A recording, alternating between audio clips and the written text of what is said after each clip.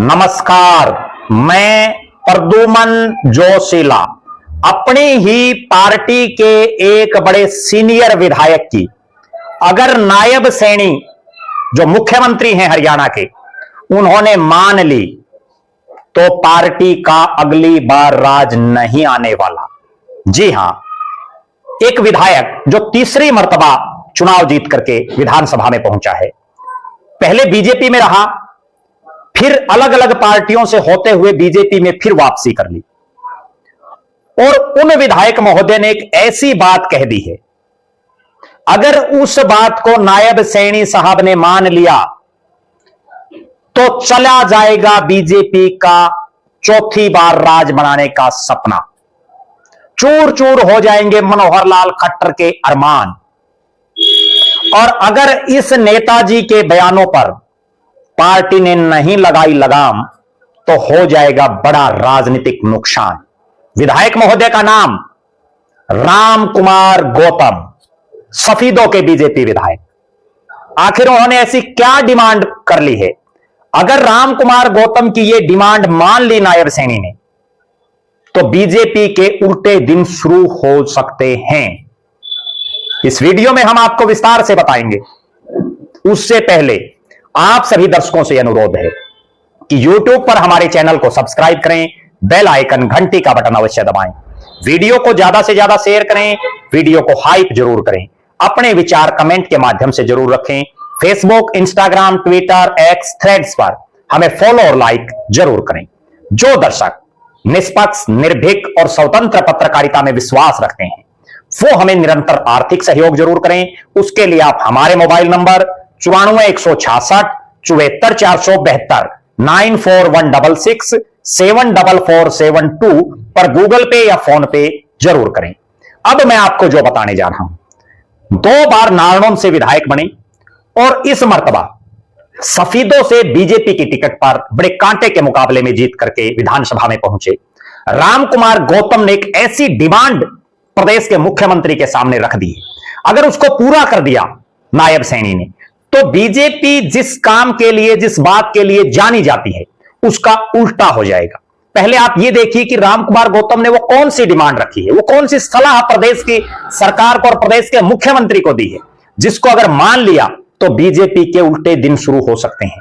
उन्होंने सलाह दी है कि HKRN की नौकरियां, HKRN में जो नौकरियां लगती हैं वो बीजेपी के नेताओं, बीजेपी के कार्यकर्ताओं के बच्चों को मिलनी चाहिए, जिससे बीजेपी की रीढ़ मजबूत होगी।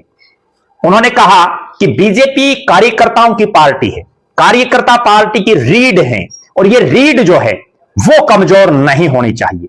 राम कुमार गौतम ने स्पष्ट तौर पर कहा कि बीजेपी नेताओं के और कार्यकर्ताओं के बच्चे जिनको नौकरियां नहीं मिल रही, जो मेरिट में नहीं आ पा रहे, उनको नौकरियां देने की पावर MLAs को दें HKRN में, ताकि पार्टी की रीढ़ की हड्डी मजबूत हो सके।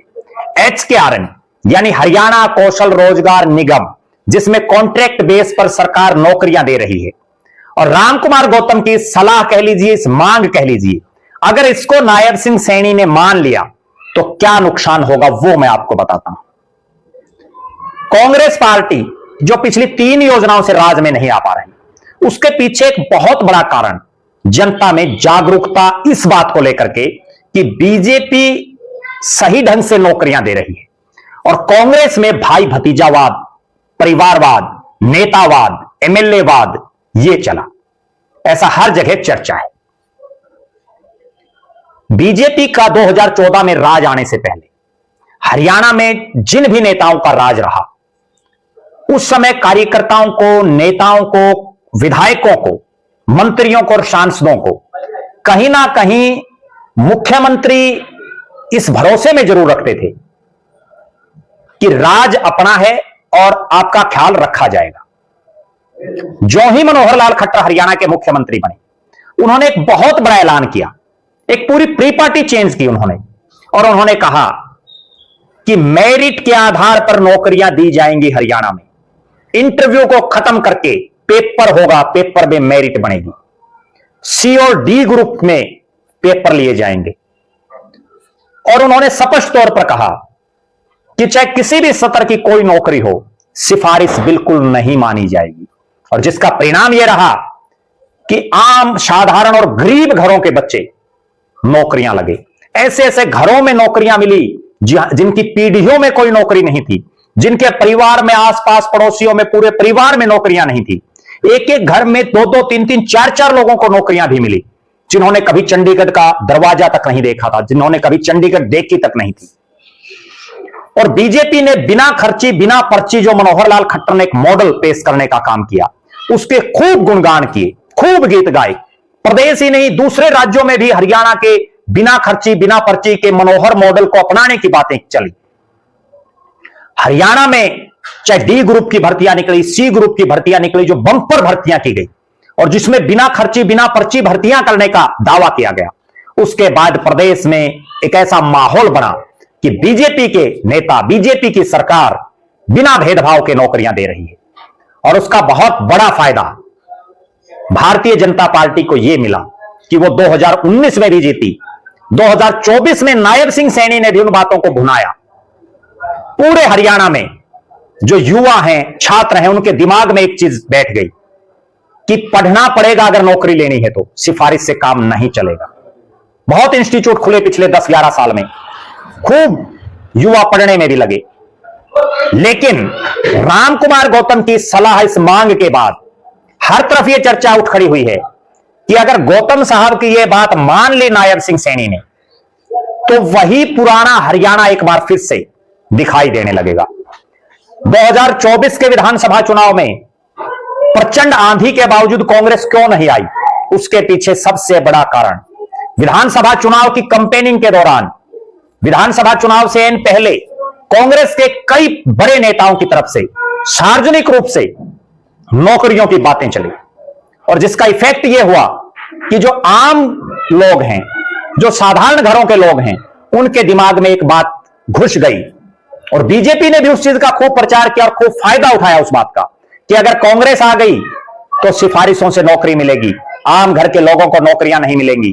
और उसी भय में जो साधारण लोग हैं, जिनकी नेताओं तक पकड़ नहीं है, जिनको नेता नहीं जानते, उन्होंने बीजेपी को बम्पर वोटिंग की। लेकिन अब जब से रामकुमार गौतम विधायक सफीदों का यह बयान आया है, उनकी यह मांग और सलाह आई है, तब से इस ढंग की चर्चाएं चल पड़ी हैं कि अपने इस सीनियर विधायक की बात अगर नायब सिंह सैनी और बीजेपी की सरकार ने मान ली तो ठीक है, बीजेपी के कार्यकर्ता खुश हो जाएंगे, बीजेपी के नेता खुश हो जाएंगे, उनके बच्चों को नौकरियां मिल जाएंगी, उनके परिवारजनों और उनके साथियों को नौकरियां मिल जाएंगी।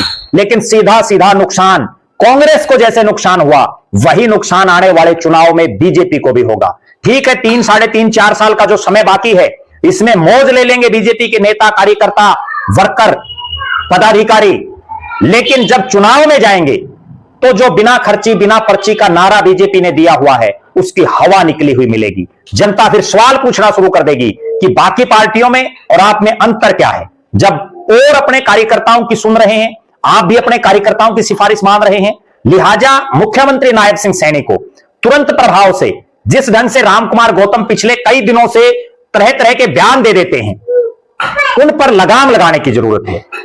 अनुशासन का पाठ उन्हें पढ़ाने की जरूरत है। ये वही रामकुमार गौतम हैं जो बीजेपी के जिला के प्रधान भी रहे हैं, जो बीजेपी की टिकट पर चुनाव भी जीते हैं, जो बीजेपी विधायक दल के नेता भी रहे हैं। भले ही विधायक 2 ही थे उस समय, लेकिन तब भी वो विधायक दल के नेता रहे हैं। उसके बाद ये कांग्रेस में चले गए, निर्दलीय आ गए, उसके बाद जो है जेजेपी में चले गए और अब बीजेपी में है। तो रामकुमार गौतम की जो बातें हैं, मुख्यमंत्री साहब को तुरंत संज्ञान लेना चाहिए, तुरंत इस पर गौर फरमाना चाहिए। और जिस ढंग से जो मनोहर लाल का एक सपना है कि चौथी बार बीजेपी आई, अगर रामकुमार गौतम की तरह ये इस तरह की बयानबाजी चलती रही तो ये सपना सपना ही रहेगा, लोग विश्वास करना छोड़ देंगे। आप दर्शकों की क्या राय है? रामकुमार गौतम की इस टिप्पणी को लेकर के आपका क्या मानना है? रामकुमार गौतम की सलाह और इस मांग को लेकर के आप क्या मानते हैं? क्या रामकुमार गौतम की बात सही है? आप जरूर कमेंट करें। बिना खर्ची बिना पर्ची का दावा जो भाजपा के नेता कर रहे हैं, उसकी हकीकत क्या है? आप क्या मानते हैं? जरूर कमेंट करें। प्रदेश के मुख्यमंत्री नायब सिंह सैनी कैसा राज चला रहे हैं, इस पर भी आप अपनी राय रख सकते हैं। और मनोहर लाल खट्टर साहब का जो सपना है, चौथी बार बीजेपी सरकार, उसको आप किस नजरिए से देखते हैं? आप लगातार हमारे साथ बने रहें। हमारे फेसबुक पेज को लाइक और फॉलो करें, यूट्यूब पर चैनल को सब्सक्राइब करें, बेल आइकन घंटी का बटन अवश्य दबाएं, वीडियो को ज्यादा से ज्यादा शेयर करें, वीडियो को हाइप जरूर करें, अपने विचार कमेंट के माध्यम से जरूर रखें। जो दर्शक आर्थिक रूप से सक्षम हैं वो हमें निरंतर आर्थिक सहयोग जरूर करें। बहुत बहुत धन्यवाद। आपका अपना प्रद्युमन जोशीला।